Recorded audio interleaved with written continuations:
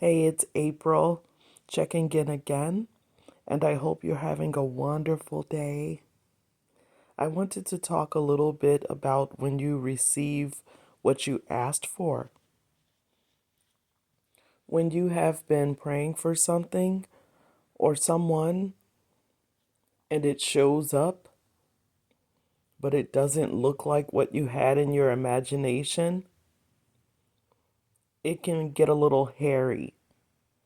I'm thinking that one time I asked for, in my mind, okay, I asked for some new coffee pods. And what I had in my mind was like name brand dark roast coffee pods that smelled wonderful and tasted even better or whatever. And later that day, my daughter showed up with generic medium roast coffee pods, and she didn't have to be asked to get it for me. She just brought it. And she said, "Here, Mom, I was thinking about you." And it was exactly sort of what I had asked for, but it didn't look like what I was thinking. So I had two choices at that point. I could reject what she gave me and feel angry, or I could feel grateful and start drinking what she gave me. So I think I did a little of both, just to be honest. At first, I was mad because I knew it wasn't going to feel or smell like what I had in my imagination. But then I thought about how many people wish they had a child who would think of them and buy them things. And then I felt grateful after that, and I went ahead and started drinking my new coffee. So, what I'm saying is, please examine the things and the people that are entering your life because they might be what you were asking for in a package that you didn't have in your imagination. There's a little scary part about that, and that is if you keep rejecting the answer to your prayers, after a while, God might stop sending the answer to that particular prayer. I'm not saying that it works across the board with everything you've prayed for the past 10 years or whatever, but with that specific thing, it might pause after you keep rejecting that answer.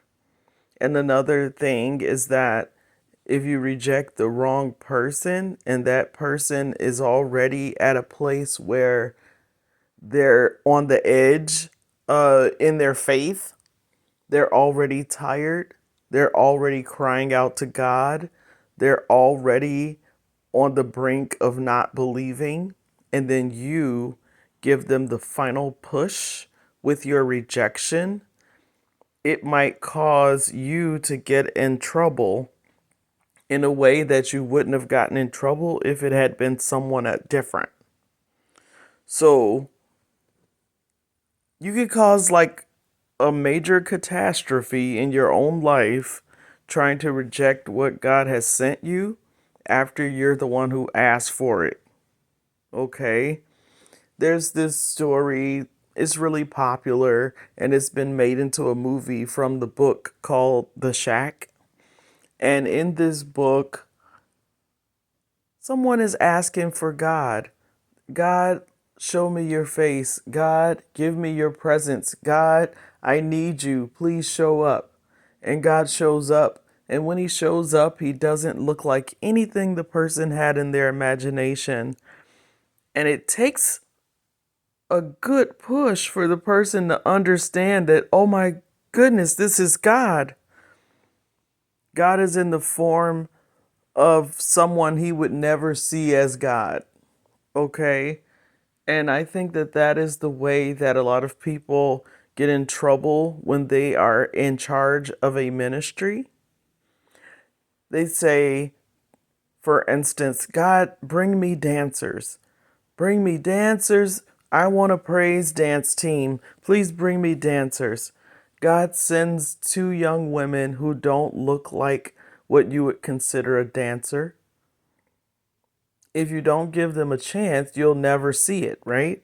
If you give them a chance, they could dance the Holy Spirit down in waves and deliver all the people.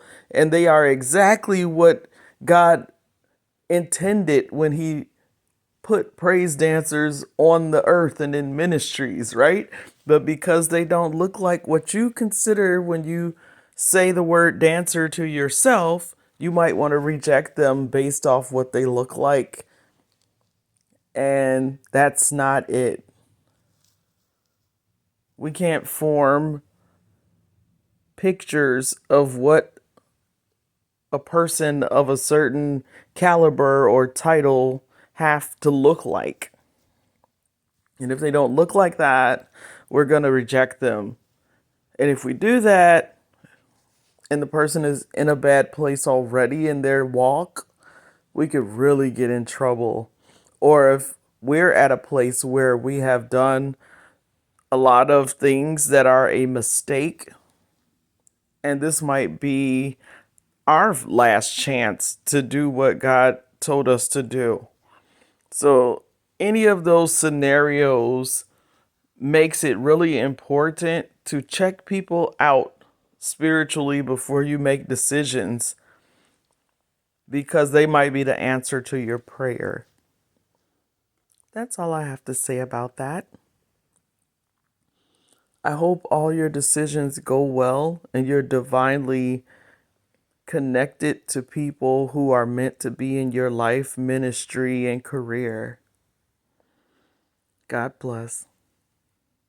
Bye.